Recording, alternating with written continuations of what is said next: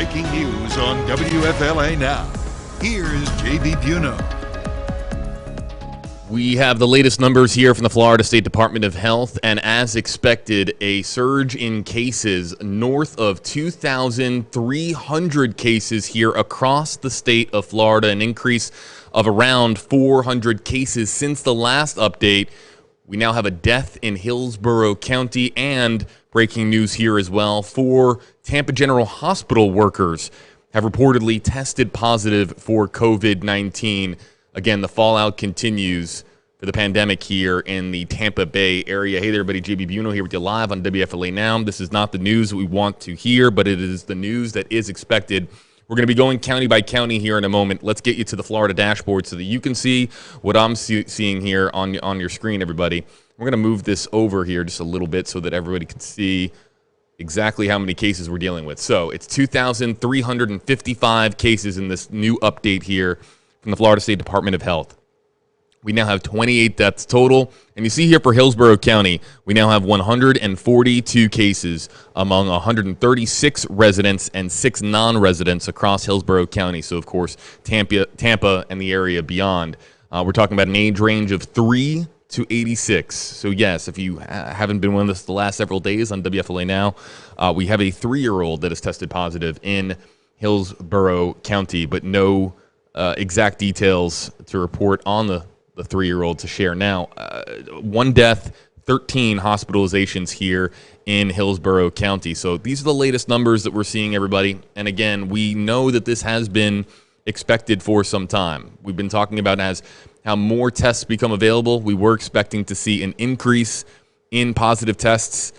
And now, of course, we have north of 2,000 for the first time. This is the first time we've seen the entire case count for the state of Florida go beyond 2,000. We have, of course, been monitoring what's going on in states like California, especially a state like New York. That is an ominous foreboding as to what could happen in the future. We are very hopeful that it doesn't ever get as bad in New York as it will here in the state of Florida. These numbers continue to increase, and we hope that we start to see these increases get smaller as the case count climbs instead of larger spikes like this one. 400 cases since this last update. Let's go around the individual counties here. So this is Hillsborough County. You see here on your screen 142 cases total there. In Pinellas County, far less, 64 positive tests for COVID-19 there. Age range 21 to 83. Up in Pasco County, 19 cases overall. Age range 32 to 73. Over in Polk County, 17 cases overall. Moving down south to Manatee County. Just want to make sure I have my map right. Manatee County, you see 24 cases there. Sarasota County, 34 cases there. Going a little bit more south, you have Charlotte County with 3 cases. And then up north, Hernando County has 9 cases right now. So we just got in an alert here from, and this is a bit of breaking news here from, let's see here, Hillsborough County Emergency Operations Center. I'm going to read this to you. I'm reading this for the first time, so we're going to read this here together. Due to high demand, Hillsborough County is no longer making COVID-19 drive-through test appointments. This is as of minutes ago. The Hillsborough County call center has made appointments for 900 residents since opening lines this week for people with COVID-19 symptoms. Based on the limited number of test kits available, no more appointments will be made for the drive-through test site until further notice. The call center has been staffed by healthcare professionals this week who could screen and qualify callers for testing related to symptoms consistent with COVID-19 coronavirus. If you have coronavirus symptoms, please contact your healthcare provider for further guidance on testing options. If you're sick and unable to get tested, you should self-quarantine. Stay in a specific sick room if possible and away from other people in your home. Use a separate bathroom if available, and clean high-touch surfaces often. More tips are available on the CDC and Florida Department of Health websites. You may also call the Department of Health at 866-779-6121 for general questions and tips. This is major news. They have only so many testing kits available here in Hillsborough County. They only have so many testing kits available across the state of Florida right now. And what we're reporting here is that due to high demand, they can no longer make drive-through test appointments until they get more testing kits. They have reached their capacity. They have reached their ceiling. So this is not the news that you want to hear in Hillsborough County if you're a Hillsborough County resident and you're experiencing symptoms. But there is some guidance here for those of you who want to get tested. You think you might have COVID-19 or you think that you're experiencing the symptoms. You're asking what to do. The first thing they're telling you to do is contact your healthcare provider, your PCP, your primary care physician, your healthcare provider for further guidance, testing, screening, so on and so forth. If that isn't realistic, if your healthcare provider, your PCP, is inundated with requests and cannot get you in for days or weeks, you're told to self-quarantine. You have to stay in a specific sick room designated for those who are sick, potentially with COVID-19, and also use a separate bathroom if possible. We talk all the time about respiratory droplets and how this spreads from person to person, and even a droplet on the surface of a bathroom tile can contribute to the spread of COVID-19. A sick room if possible where you have to self-quarantine, and then also a separate bathroom if available in your residence. Very, very important. And make sure that you're also cleaning surfaces that get touched often. That is the guidance from the Hillsborough County Emergency Operations Center. So not good news for Hillsborough County when we're hearing that there aren't enough testing kits to go around. Not all that surprising. We have heard, of course, and we have been reporting for days that the amount of testing kits out there are so limited. There isn't enough testing kits to test everybody experiencing symptoms.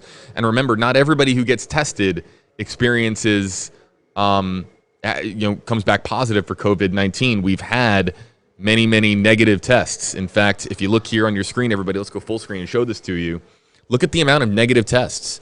So of the 27,000 and the 2,355 are positive, look at this number. It's staggering. 23,000 or almost 24,000 negative tests. What does that mean? That means that people are experiencing flu-like symptoms or COVID-19-like symptoms, right? Fearing that they might have COVID-19, getting screened for, going to a doctor and saying, listen, these are my symptoms, I'm not feeling good. The doctor recommending a COVID-19 test. And then even look at the proportion here of tests that are coming back negative.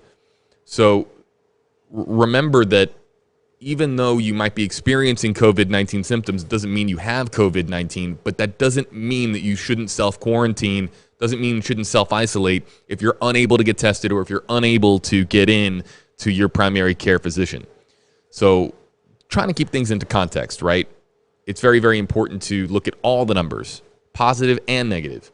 And of the 27,500 total tests here in the state of Florida thus far, 23,000 have come back negative. We want to see more negative tests than positive tests. That's what we're seeing. But we want this negative number to continue to grow because the more negative tests you have, the less positive, the fewer positive tests you have, and hopefully we get a little bit closer to curbing the trend. I'm going to try to answer some questions here in the Facebook Live comment section as we get back here to the map. While we're here, though, if we could talk about Hillsborough County in particular. They've had 2,268 total tests, 2,000 plus negative, 142 positive, 8 are pending. So, for what it's worth. We are also asking you in a Facebook Live interactive poll. Florida's COVID-19 case count has spiked to 2,355. What should Governor DeSantis do? And we have several options here for you. Issue a statewide stay-at-home order, continue letting the counties decide, or if you just don't want, if you don't want to answer, there's a no answer option there for you on your screen. So let's see here. What I'm going to try to do, everybody, is I'm going to try to do a live Q&A, answer as many questions as possible. This is a major day. Every day has been pretty substantial, pretty major. But very, very important to note that this is a pretty important day, not just as we see the case count continue to rise here in the state of Florida, and we've seen this spike, but At 1:30, Hillsborough County is meeting about not only a stay-at-home order, but a potential curfew that could be going into effect. It is expected to pass. Just the language is being tweaked as we speak to get everything ready to go for the 1:30 meeting, and it is expected to pass unanimously by the Hillsborough County EPG. So a major day to stay in the know, especially in Hillsborough County. Pinellas County, there was a lot of news yesterday with them passing their stay-at-home order. Mayor Rick Kreisman a little bit critical of some of the language in that order, of course, he being the mayor of St. Petersburg. But now we have Hillsborough County, the most populated county in our region of Florida, considering their own stay-at-home order plus the curfew, combined, a hybrid order that could set the standard here for our region of Florida. We could see additional similar variations of this be implemented in other counties such as Polk, Pasco, Manatee, Sarasota, Hernando. So this is usually indicative of how the dominoes are going to fall in the days and weeks ahead. For those of you who have never been part of our live Q&A, use the hashtag HeyJB to ask a question, and then I will try to answer it. Okay, hold on, everybody. I'm just typing. Okay, there it is. So use the hashtag HeyJB, and we will try to answer as many questions as possible here, again, in our live Q&A here on WFLA Now. Why do we use the hashtag HeyJB? Very simple. These comments, they come in so quickly, and the hashtags appear a little bit more, they're more prominent on our screen, and I can see those a little bit easier. So if we use that hashtag, I know what I'm looking for. I know that you will want me to give your question a shout out. We want to get to as many questions as possible.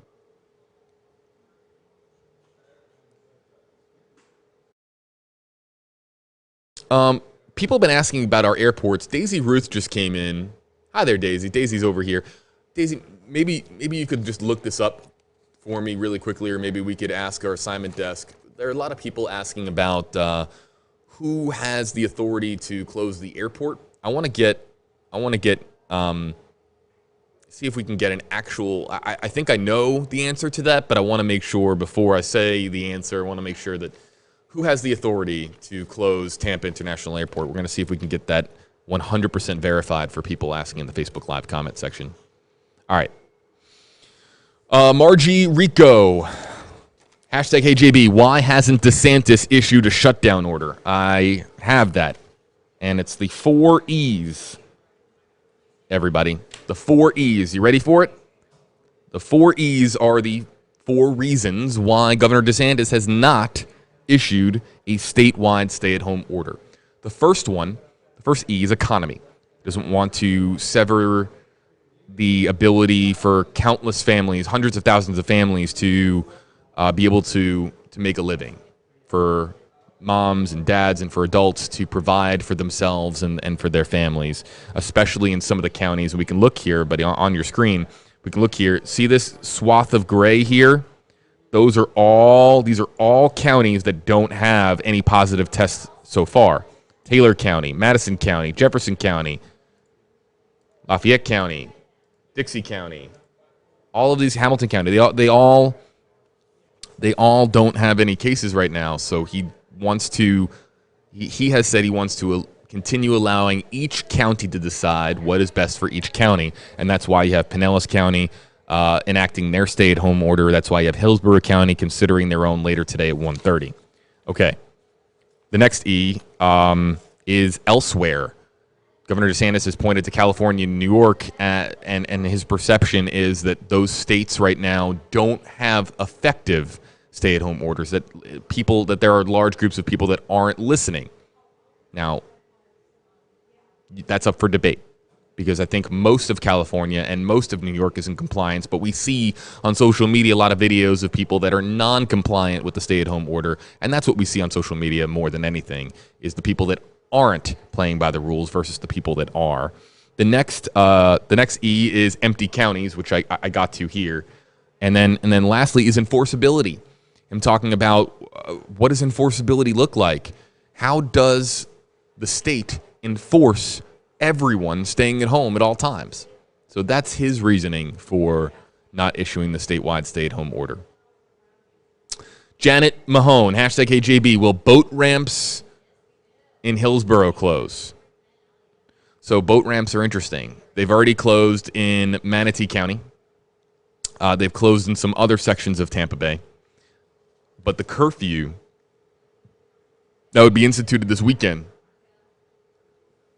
in Hillsborough County, they are considering a curfew that would go into effect Friday night at 10 p.m. It wouldn't be lifted until Monday morning at 5 a.m. If that's the case, there's only certain reasons you're allowed to be outside of your home during a curfew. And so boating in Hillsborough County would be largely restricted. Now, there's been some talk that it's not going to be thoroughly enforced and that if you want to get out on your boat, there's probably a good reason to believe that you're going to be able to go out on your boat. But if you look at it on paper, they're saying that the only reasons you're allowed to travel during the curfew are for essential travel, food, medicine, and supplies, or essential supplies.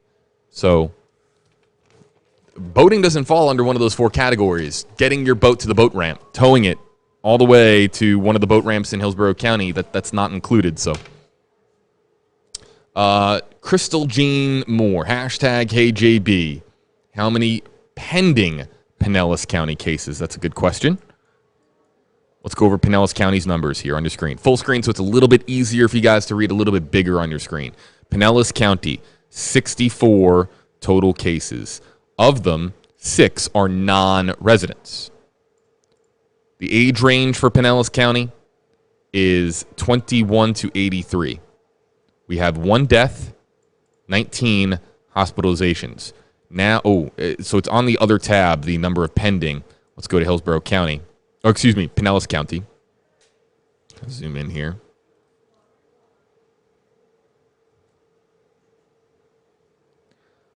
They've had in Pinellas County 1,205 total tests. Only 64 have come back positive. And to answer your question there, Crystal, 40 of them are pending. 40 of them are pending in Pinellas County. If anybody has any other county questions, I'll do my very best to answer it. Like Francie saying, and Krista and Munez in, am I saying that right there, Krista? In Polk County. Let's look here.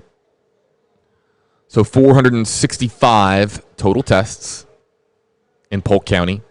Only 17 positives and 407 negative. 41 are pending. And then if we go back here, the age range for Polk County, because I know people like asking about the age range, it is 8 to 88. So an 8-year-old in Polk County has COVID-19. Mila K asking what's going on in Broward and Miami. And then Jennifer Stefanovich wants to know about the difference between the stay-at-home order and the curfew order. I can explain that difference. It's a lengthy explanation. I will try to give you the footnotes version, but let's first get to Mila's question with hashtag HJB asking about, let's go all the way down to the hot zone, the Florida hot zone here, right? Miami-Dade, 616 total cases. Age range 3 to 99. Broward, 504 cases. So between the two here, north of 1,000 cases, everybody. And we talked about this. We talked about this the other day. The age range in Broward is 0 to 97. And that means that we have an infant. We have an infant with COVID-19 in Broward County. How terrible is that? We were hoping days ago that was just an error, an omission, or maybe somebody just forgetting to put the 1 in front of the 0, and maybe it was a 10-year-old or a 20-year-old or a 30-year-old or something like that. No, this number has not changed in any of the various updates. So we have an infant in Broward County that has COVID-19. Really extremely sad. And then here in Palm Beach County, 169 cases overall. So this is the hot zone, people. South Florida. Really sad. And then what was the other question? Oh, yes. Well, Taylor Stapleton, I'm going to get to Jennifer's question about the difference between the stay-at-home order and the curfew in a moment. But Taylor wants to know about she using hashtag AJB, any Santa Rosa County updates. And then Pasco County is being asked by Jessica Marie. Let's get really quickly to Pasco. 19 cases, age range 32 to 73. And going back to the testing tab, if you look here, they have 448 tests total in Pasco County, 412 negative, 19 positive, 17 are pending. And then up to Santa Rosa County, let's see how well my Florida geography is. I need the breakdown. There it is. Santa Rosa is right. Yep. All right. So it took my second try. 133 total tests, 9 positive, 122 negative, with 2 pending. Manatee County asking hashtag HJB from Nicole is that Nicole Gaines? This will be the last county I'm going to check because I want to get to the question about the difference between the stay-at-home order and the curfew. Sarasota County, 565 total tests, 461 negative, 34 positive in Sarasota County. The age range, is that 1? No. Age range, maybe it is. Oh, yeah, age range 21 to 87 of positive cases, positive tests. Okay. The difference between, this is a very important question. Let's go over the breaking news one more time. 4 Tampa General Hospital workers have tested positive. We have 1 death now in Hillsborough County, and they are no longer taking appointments at the testing location outside Raymond James Stadium. They're just inundated with requests for testing, and they've run out of testing kits to schedule appointments. So if you want to get tested, you got to talk to your PCP. You got to talk to your doctor. That's the latest news update. But now let's get to, I want to get this, let's see here. Where is it? My notes. There are my notes. Okay. The difference between a stay-at-home order and a curfew, I think it was Jennifer in the comment section that was asking. Let's break this down because this to many people, this is very confusing. It was confusing to me. I had to listen to yesterday's call about 3 times to get all of my notes right so that I could confidently explain to you what the difference is between a stay-at-home directive and a mandatory curfew. So it goes into effect Friday at 10 o'clock if it passes today at 1:30. So about an hour and 15 minutes from now is when they're having their Hillsborough County meeting. Okay. If you work in an essential service, you are exempt from these directives and you're allowed to travel to and from work. Meaning that if you work in an essential service, and we have the list of what is an essential service, an essential job, that's on WFLA.com, and I can read through that later if you'd like, if we get enough requests for it. But the list is on WFLA.com, and you can look up whether or not your profession or your mom's profession or your sister's profession or your uncle's profession is considered an essential service. But if you work in an essential service, these orders don't really apply to you because you can travel to and from work and you can continue doing your job. Despite that, if you work in an essential service, you have to follow CDC guidelines as much as possible. They still recommend, washing your hands all the time, obviously, maintaining a distance from your colleagues and any customers, and not gathering in large groups. This is all common sense, right? What this really applies to is non-essential services, non-essential employees. So let's break this down in 2. Let's start, Jennifer and everybody who's been asking on WFLA now. We're going to start with the stay-at-home order. Now, it encourages that people stay at home, right? Obviously, it's a stay-at-home order or a safer-at-home order. It doesn't matter what you want to call it. The crux of it is the same. What it actually means is the same. So for all non-essential employees, workers are told to telecommunicate, work from home. If you can't work from home, but you absolutely must go to work, if your livelihood is at stake, if you have to work for yourself, you have to work, but you can't do it from home, you have to, at all times, maintain a distance of 6 feet from your colleagues or customers. At all times. So we went back to this yesterday, but the barbershop example, right? Like that's an example of a profession where you can't stay 6 feet away from people at all times. If you're a barber, you're cutting people's hair. That's a no-go. You can't cut hair from more than 6 feet away from people. So if your work is non-essential in Hillsborough County, you can't work from home. You can't maintain a distance of 6 feet away from people. You cannot work. That's the safer at home directive. So they're saying if you cannot telecommute, as in work from your house, work from your residence, and you can't maintain a distance of 6 feet or more from people around you, you're being told don't report to work. That's the crux of the safer at home order. Now to the curfew. The curfew is more restrictive, and it pertains to travel, and it pertains to being outside of your home. So the curfew works like this. In Hillsborough County, beginning Friday at 10, but this is a weekend curfew. This is a curfew that goes into effect for the duration of the weekend. Friday at 10 o'clock at night, all the way to Monday morning, you can only travel for 4 reasons, as we understand it. Traveling for your commute to your essential place of business, again, for essential employees, for food, medicine, or essential supplies.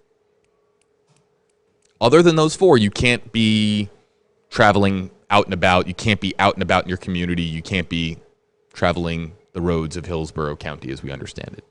It has to be for one of those 4 reasons. Now, we've heard varying opinions on whether or not this is going to be super enforced, and it's more of a, everybody, let's do this, and let's all collectively team up and do this together, and it's not going to be, enforced.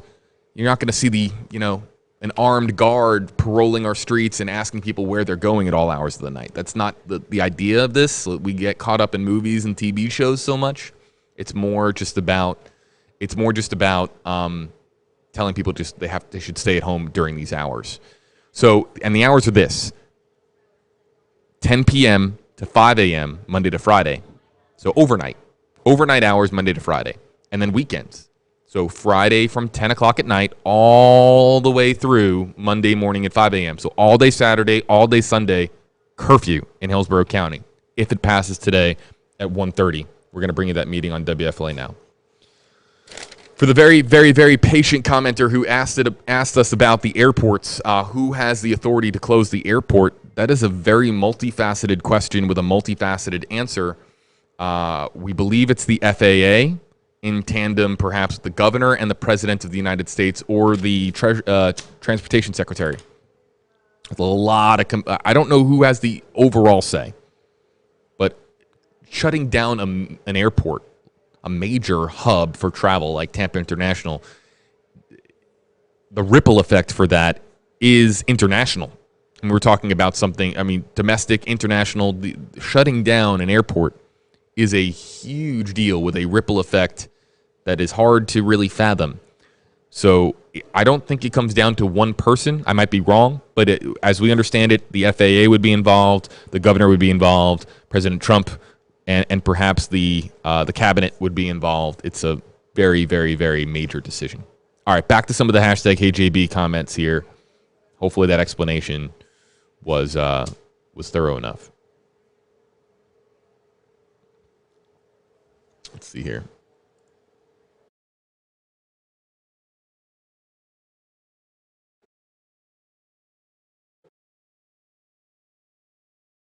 This is very interesting. Let's just, as I wait for some of the more hashtag HeyJB comments coming in.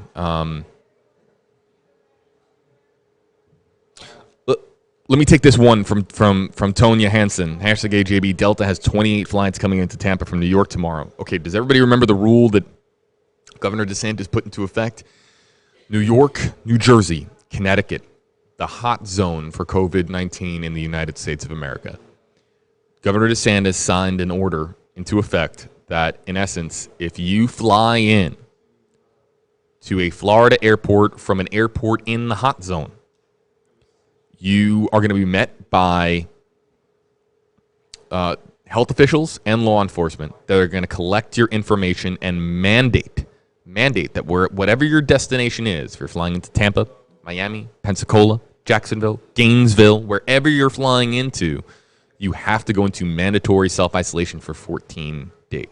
It's a major, major, major order because Governor DeSantis, basically what he's trying to do is stop people from flocking to Florida as refuge, because that's a dangerous proposition, right? If people are coming from the hot zone and coming into Florida and, again, hitting up our beaches, for example, or going to our hotels, or going to interacting with people, it's going to spread. COVID-19 is going to spread. There's no doubt about it. So it's about minimalizing the impact from the hot zone. So yeah, imagine getting off of one of those, Tonya, imagine getting off one of those Delta flights coming in tomorrow, and you get your carry-on, and you're walking through, through the, you get to the gate, and you're met there by officers and doctors or nurses that are going to collect your information and tell you that these are the rules. You have to go into self-isolation now. You're in Florida. Welcome to Florida. Beautiful, sunny Florida. Now you have to go into self-isolation.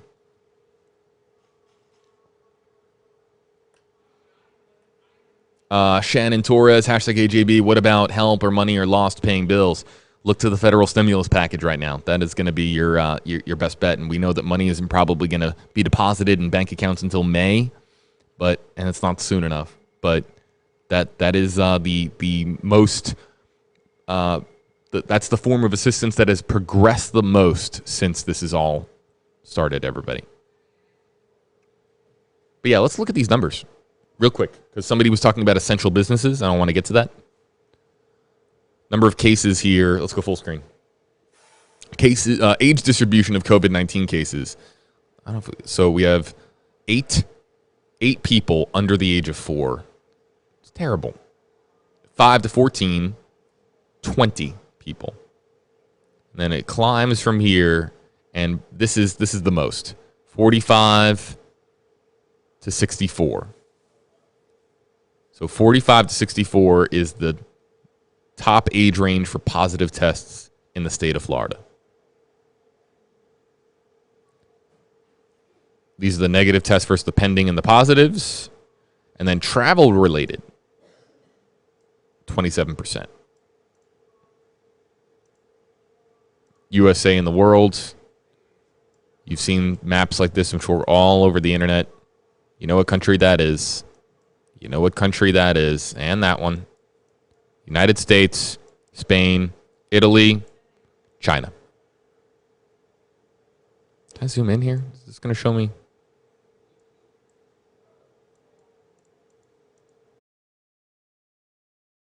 $75,000 people have recovered in China. We hope that we start to see those numbers here in the United States. All right, somebody was talking about essential jobs. Let's go over this. People want to know, what is an essential job? Are you... Just go to WFLA.com. You don't have to listen to me. I mean, I like talking to you, whoever you are watching from home or wherever you are. Appreciate you joining us here on WFLA Now. But if you want to know, I'll just put the link here. I'll put it right in the Facebook Live comment section. I want you guys to know that we publish these resources for you. That link that I just posted in the Facebook Live comment section for you, that is directly to the list. And I'll read the list here for you. The title of the article is Coronavirus in Florida, Are You an Essential Employee? Now, people were asking in the Facebook Live comment section, I forget the name of the commenter, but asked, what is an essential employee in Hillsborough County? Let me make it clear. An essential employee is an essential employee. Pretty much every directive, virtually every directive across the country has referred to the same list. The Department of Homeland Security has the categorization of what is considered an essential employee versus a non-essential employee, right? And so that list, that federal list, governs these counties and these states and these counties as to what is an essential employee versus non-essential. So here on your, and what we'll do, bring this over here, that way that we can all see this here together. Maybe I can make it a little bigger. Healthcare and public health.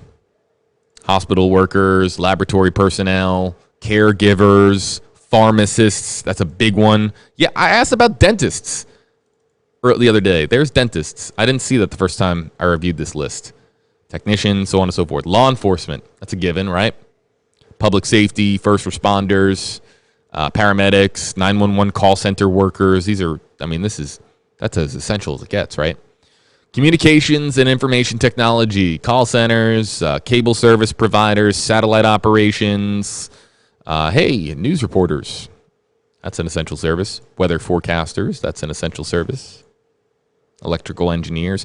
Chemical workers, as in workers at manufacturing plants, workers in laboratories, distribution facilities, so on and so forth. Government facilities like election personnel, security staff, customs workers, and educators. Yeah, teachers, educators. Yep, if you are I would imagine, this falls under government facilities, right? So if you're a public school teacher, this includes you. I don't know how the private sector works for educators, but it is not on this list. Critical manufacturing. Products for medical supply chains. Boy, is that important. Is that not the most important one on this entire list, other than maybe doctors right now? The medical supply chain, getting us our testing kits. Transportation, making sure that we can get these testing kits from A to B. Food, agriculture, nuclear facilities, emergency services, defense industrial bases, U.S. military, aerospace, energy, like engineers, gas propane workers, cybersecurity risk management staff, financial, bank employees, employees at other financial and lending institutions, food and agriculture, grocery store employees, pharmacy workers, delivery drivers, chefs at restaurants, cafeterias, farmers, food processing workers, warehouse workers, and food truck delivery drivers. Big shout out to all the many of you nuclear reactor material and waste workers out there. Well, no, waste workers. Is that nuclear waste? I don't know exactly how this is defined. But nuclear reactors, materials, and waste is on here. Transportation systems, mass transit workers, auto repair, maintenance workers, trash collector. Okay, so there's like trash collectors. Postal and shipping workers, air traffic controllers, truck stop and rest area workers, workers who maintain and inspect infrastructure, public works, workers who inspect dams, locks, levees, bridges, sewer main breaks, traffic signals. And then lastly, water employees. Employees needed to operate and maintain drinking water and wastewater and draining infrastructure. Does that answer your questions, guys? Hopefully. Melissa Martinez, #AJB. Are construction workers considered essential? This is a great question because I have family members in construction. And we had a lengthy conversation about this last night. And I'll tell you this. So Melissa, and for everybody asking about construction, and Heather Squires is asking, where is this list? Again, one more time. Boom. Facebook Live comment section. Click on that for the exact list. Construction workers, as we understand it, if the construction is for something that is essential, if you're building a hospital, you're building a walk-in clinic, you're building a grocery store right now, these are things that construction jobs that are considered essential. If you're building a condominium, a resort, a theme park, right? Things that aren't necessary right now, construction is considered non-essential. Hopefully that makes sense. And again, I know that because I researched this yesterday because my phone was blowing up. And I have family members in construction.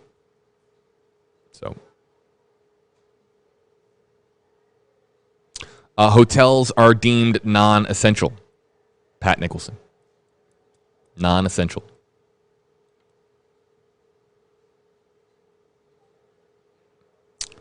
Matthew McGuire, swimming pool companies are essential too. I don't know if it is in the eyes of the federal government.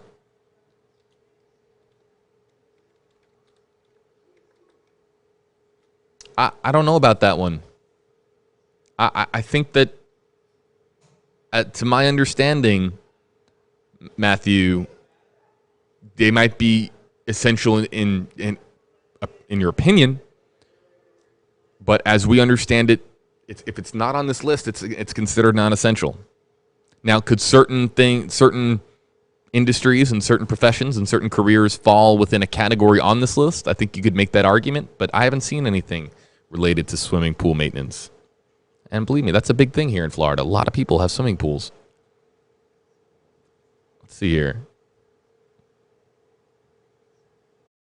Does your pool can maintain a dam? Does it have a bridge? I'm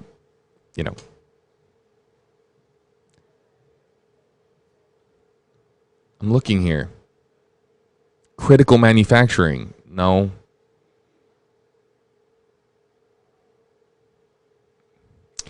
You could argue that it would fall under like healthcare because keeping pools clean and sanitized are so important, because you don't want anybody getting, you don't want bacteria to build up in the pool. But let's look at this. Oh yeah, auto repair and maintenance workers. We got a lot of people asking about auto repair. That is on here. And I remember saying yesterday that we weren't sure, but that one's on here. Let me actually look at this list. But let's look at this. Transportation systems. This is a very broad category. Transportation systems. Mass transit workers, auto repair and maintenance workers, trash collectors, postal and shipping workers, air traffic controllers, transportation employees, dispatchers, maintenance and repair technicians, warehouse workers, truck stop and rest stop workers, and workers who maintain and inspect infrastructure. I don't think pool maintenance is there. Well, wait, hold on. What about water? No, but see, water is employees needed to operate and maintain drinking water and wastewater drainage infrastructure.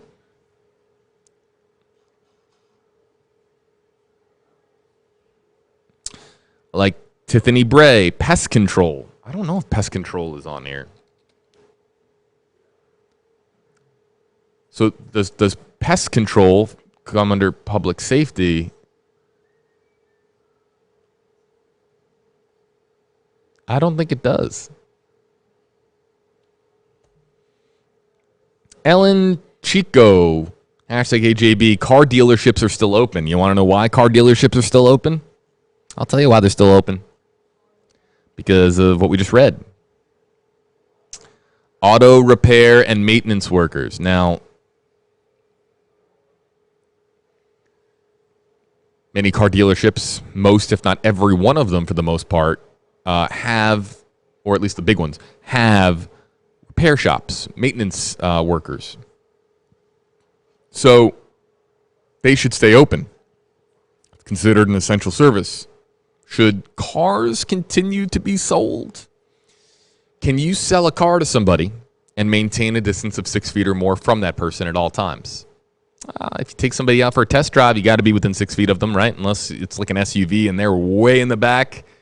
The car salesman is way in the back and the person doing the test drive is way in the front. Just a few more here, everybody, before we got to get going and get ready for the 1:30. Marianne Van Blaircombe, hashtag HeyJB. What about moving companies? I don't think so. I haven't seen anything on here about moving companies. Postal and shipping workers? Shipping people's lives? Trying to connect some dots here for you. But again, this is a federal list. A federal list.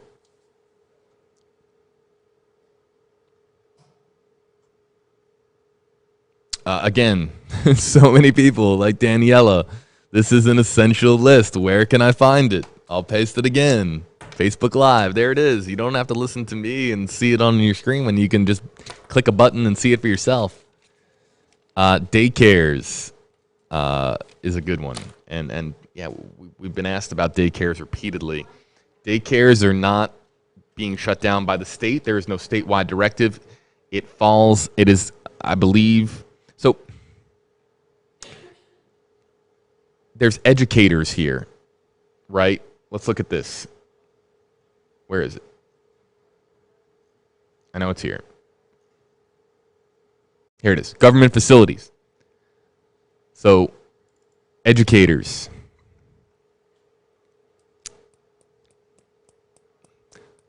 Does daycare fall in that category?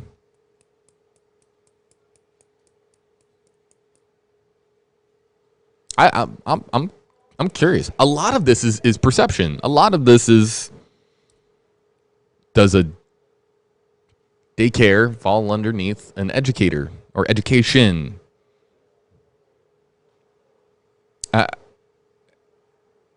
And yes, and then as Christina Smith here notes in the comment section, my daycare is privately owned. This is for government facilities, which would mean that if it's a private daycare, it's non-essential. I think that one we could easily just point to. Private daycares, any private daycares in the country that have a stay-at-home order, non-essential. Yeah, like Rafi Tolentino saying, that's what I think. Daycare is early education. I think you could make that argument. Corey Nelson, hashtag KJB. Taco Bell employees are mission critical. Don't take Taco Bell away from people. Nancy Greco, Uber and Lyft.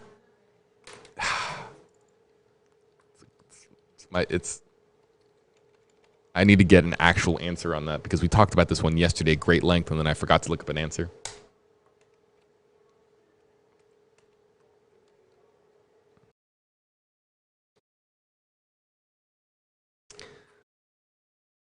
I think, so here's why Sylvia Minsk is saying usually daycares are private, yes.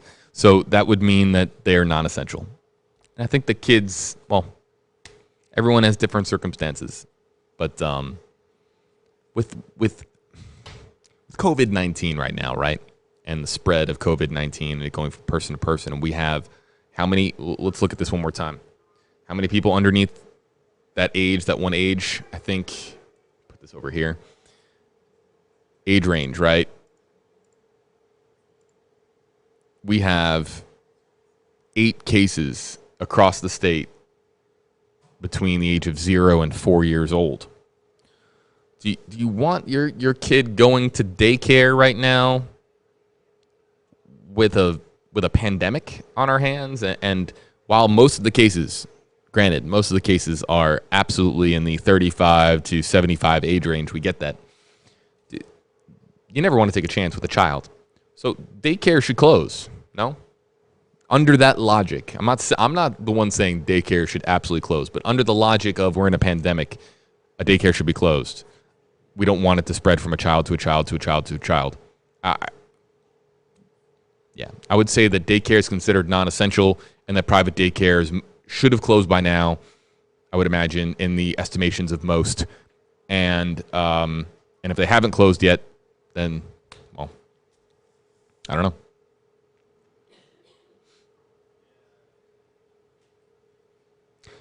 Everybody, we got to get going on WFLA now. More to come, 1:30 with the Hillsborough County meeting. Will they pass the curfew? It's expected. Will they pass the stay-at-home order? It's expected. We'll be back.